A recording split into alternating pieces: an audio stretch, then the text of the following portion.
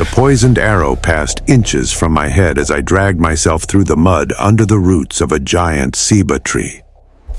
The Naga had discovered me. I had been following the map for 3 days that the Ticuna shaman had sold me for the equivalent of 2 months' salary.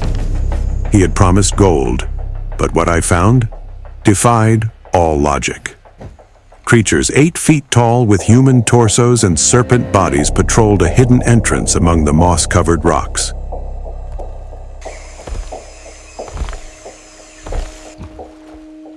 Their blue-green scales gleamed with the morning humidity while they held spears of a metal I didn't recognize.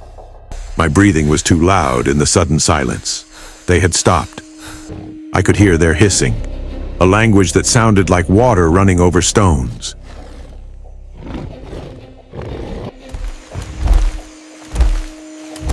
My hand trembled over the gun at my waist, knowing that 6 bullets wouldn't work against 3 of these creatures. Then one of them spoke in ancient, formal Portuguese. "Human, we know you're there. The air smells of your fear and your blood sings the ancient song. Come out or die as an intruder." I had no options. I came out with my hands raised, and that's when I saw it clearly.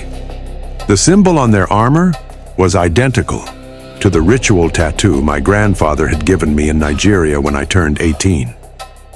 A symbol he said came from the first days. The Naga leader approached, his yellow eyes with vertical pupils dilated upon seeing my mark. "Impossible," he hissed in his language, but somehow I understood. The chosen one is from the surface. The prophecy speaks truth.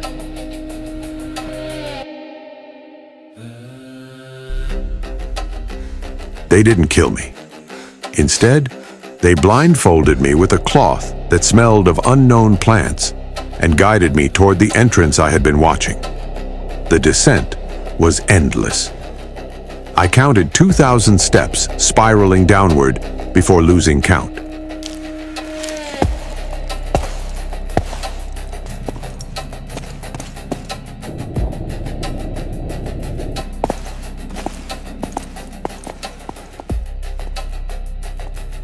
The air became cooler and more humid, and I could hear the echo of running water in all directions. When they removed the blindfold, I had to blink several times because I couldn't process what I was seeing. We were in a cavern the size of Manhattan, illuminated by bioluminescent crystals that grew like trees. An impossible city stretched before me. Jade-covered step pyramids, hanging bridges over underground rivers, and thousands of Nagas moving through polished stone streets. "Walk," ordered the guard behind me, pushing me forward. "Queen Sildra awaits you."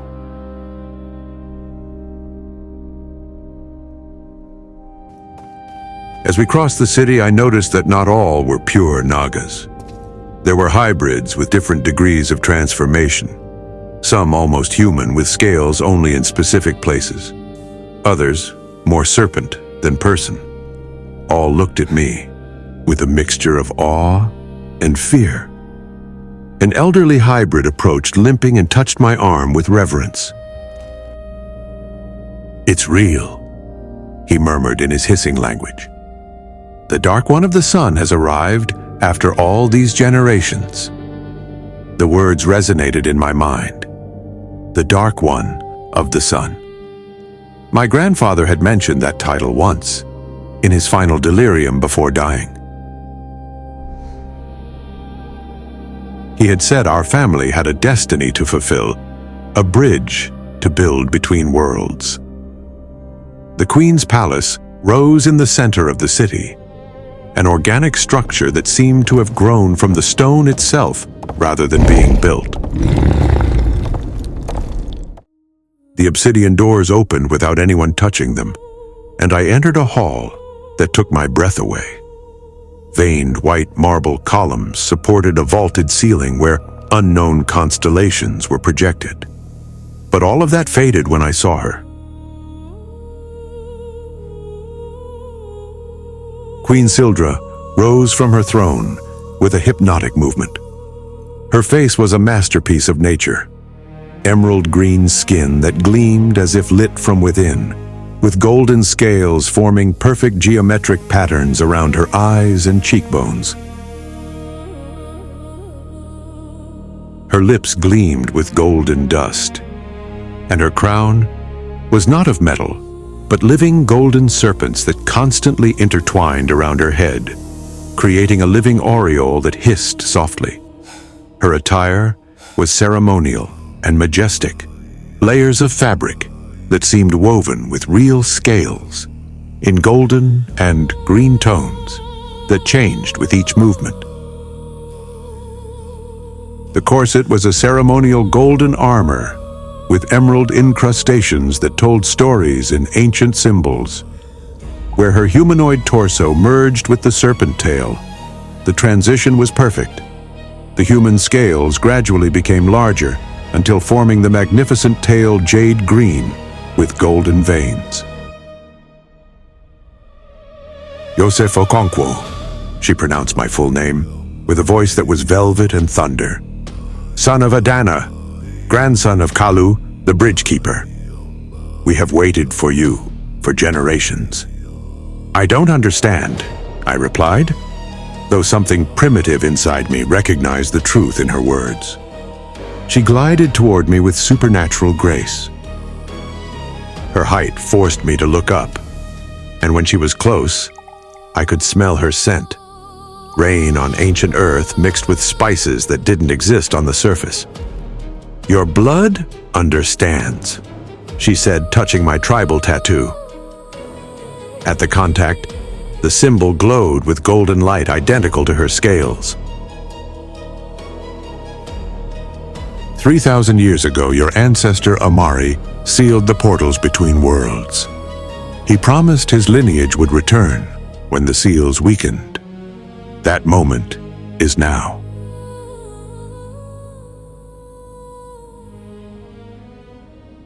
The largest sealing crystal cracked without warning. A liquid black as oil began to drip, and where it fell, the stone disintegrated into dust. The Naga guards reacted instantly, some completely transforming into giant serpents, others preparing energy weapons. It has begun, Sildra declared, her crowned serpents hissing agitatedly. The void devourers found the first fissure. A creature emerged from the hole. It was pure absence, a fragment of nothing that consumed everything it touched. The guards fired energy spears, but the attacks simply disappeared upon contact. Fall back, Sildra ordered, while her golden scales began to glow intensely. Her crowned serpents rose up, projecting a shield of green-golden light that temporarily contained the creature. Yosef, follow me, immediately. Her tail wrapped around me with controlled strength and carried me through a hidden passage behind the throne. She moved with impossible speed through increasingly ancient tunnels. What are those things? I asked as we ran. The price of separation, she replied, her crowned serpents looking in all directions simultaneously. When Amari divided the worlds, he created a void between them. That void developed consciousness and hunger. Now it seeks to devour both realities. We arrived at a circular chamber covered in inscriptions that glowed dimly. In the center, an orb pulsed with golden light identical to my tattoo. Touch it, Sildra ordered. You must remember your true nature. Contact with the orb unleashed 3 millennia of memories compressed in my DNA. I saw through Amari's eyes as he walked among humans and Nagas when both races shared the world. I saw the war that erupted when some humans tried to enslave the Naga. I saw the desperate ritual that separated the realities. But I also saw something more intimate. Amari loved a Naga warrior named Sildeth, whose face was disturbingly similar to Sildra's. When the world separated, their love was severed. They died of grief, separated by the barrier he himself had created. "You're her echo," I said when the visions ceased, looking at Sildra with new understanding. "That's why you recognize me." Her crown serpents bent toward me, studying me. "We are echoes destined to complete what they couldn't. But first, we must survive." Another tremor, more violent. Through the crystalline walls, I saw multiple fissures opening throughout the city. The devourers were invading en masse. "We need to activate the 6 remaining seals," Sildra said, projecting a 3-dimensional map of light from her hands. "Each Naga clan guards one, but there's a complication." "There always is." Her green eyes looked at me with intensity. "Each seal requires blood from Amari's line, your blood, and each activation will transform you partially. In the end, you might not be completely human. And the alternative? Both worlds consumed in days." The decision wasn't really a decision. The first seal was guarded by the Crystal Cobra clan, Nagas whose bodies were partially transparent, refracting light into lethal rainbows. Their leader, Kassith, circled me with suspicion. "Anyone can fake a tattoo," he hissed, his crystalline body creating prisms of light. "Prove your lineage." The devourers didn't wait for my response. They emerged from the underground lake like living oil stains. The clan fought valiantly, but their crystalline bodies cracked upon contact with the void. My body reacted by instinct, channeling knowledge I didn't know I possessed. I took a fallen spear, and energy flowed from my tattoo into the weapon. Where I struck, the devourers solidified momentarily, allowing their destruction. "The ancestral knowledge flows in him," Kassith recognized with reverence. "Forgive my doubt, chosen one." The first seal was a floating crystal the size of my head. When my blood touched it, the pain was absolute. I felt my DNA rewriting itself, cells mutating. When I opened my eyes, I could see in spectrums invisible to humans. Subtle golden scales had appeared on my forearms. Sildra touched the new scales with scientific curiosity. Her crown serpents sniffed me with interest. "1 of 7. The transformation begins." The second seal required climbing the colossal roots that formed the ceiling of the underground world. The Tree Serpent clan inhabited an impossible vertical city.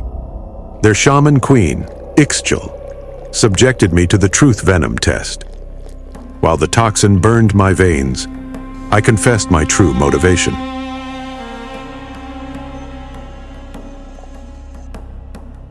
I was fleeing from pain. My wife died while I pursued ancestral legends. I neglected her for my obsession. I came here seeking redemption or death. I survived the venom. The second seal's transformation was more profound. My eyes developed vertical pupils, and I could understand all Naga dialects instinctively.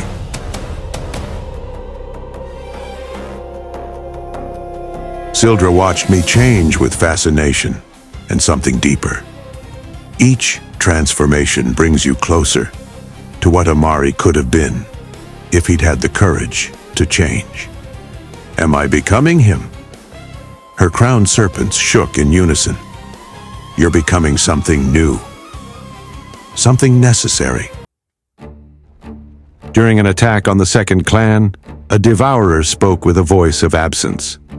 The bridge of flesh comes, as was prophesied, but ignores the complete truth.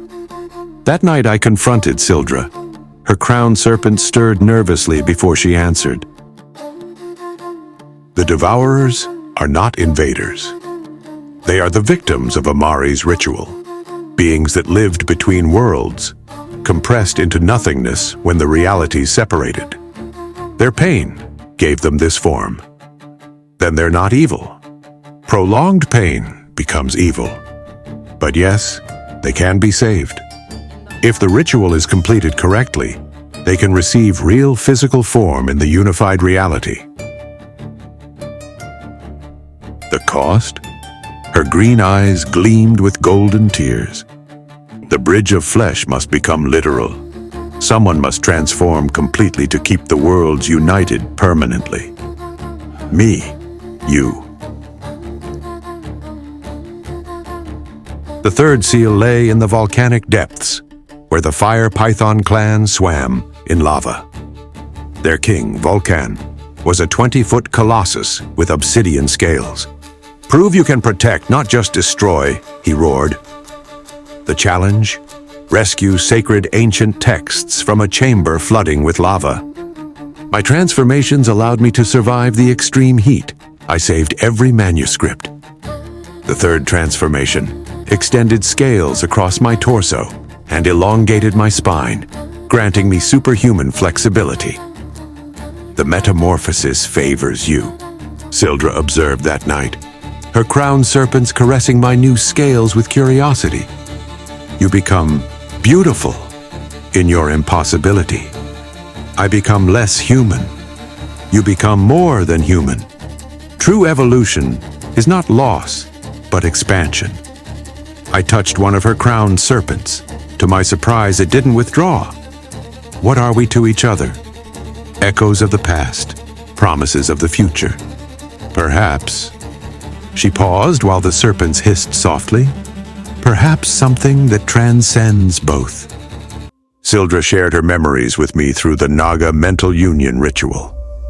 I saw her 1,000 years of solitude, ruling a trapped people, feeling an inexplicable void.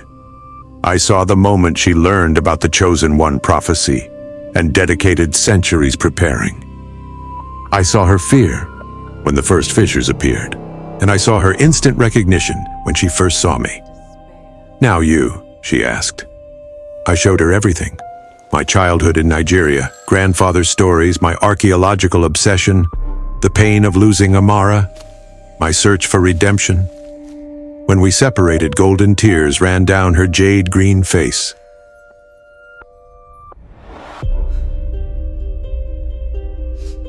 Her crowned serpents bent toward me in a gesture that seemed like affection. "We are not our ancestors," I said. "No." She agreed while one of her crowned serpents coiled gently around my wrist. "We can write a different ending." A guard interrupted. "Majesty, the devourers breached the defenses of the fourth clan."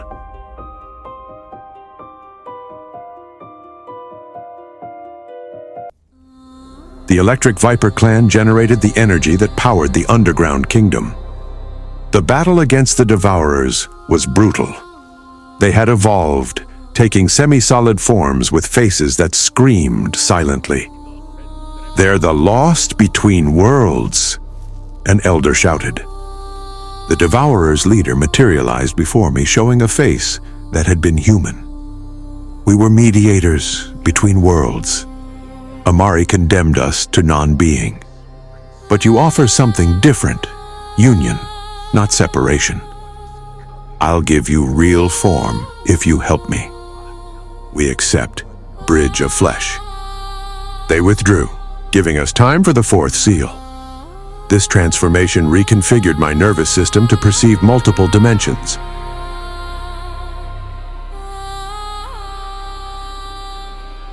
We activated the next seals in rapid succession. With each one, my humanity expanded into something new. My skin was now a mosaic of ebony and golden scales. My elongated spine allowed impossible movements. My senses perceived overlapping realities. "You're losing yourself in the transformation," Sildra warned as I activated the sixth seal. Her crowned serpent surrounded me protectively. "You are my anchor," I replied, and it was true. She kissed me then, an alien but perfect contact. Where our skins touched, pure energy flowed. I saw that she was changing too. Her scales gained golden hues, her crowned serpents developed African patterns. "We're merging," she whispered in wonder. "The bridge isn't just you. It's us. 100,000 Nagas gathered in the central plaza. The devourers watched from the shadows. The final seal, black with internal stars, waited. "This will change everything," I announced, my voice resonating in multiple dimensions. "The worlds will unite. There will be initial chaos, but also wonder. What if humans reject us?" An elder shouted. Sildra responded, her crown serpents rising majestically. "Then we'll show them that evolution doesn't ask permission. But we'll offer cooperation first, conflict only if necessary."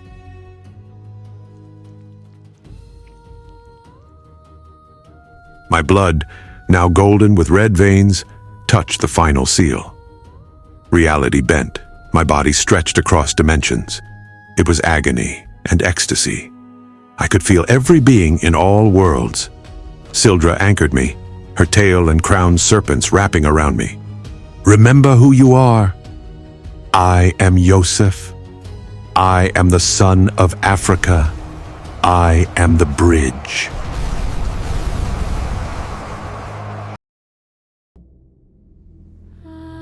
The worlds overlapped gradually. On the surface, humans witnessed Naga cities materializing. Underground, the Nagas saw the sun for the first time in millennia. My form stabilized, human torso with skin alternating between ebony and golden scales, black serpent tail with golden patterns from the waist down.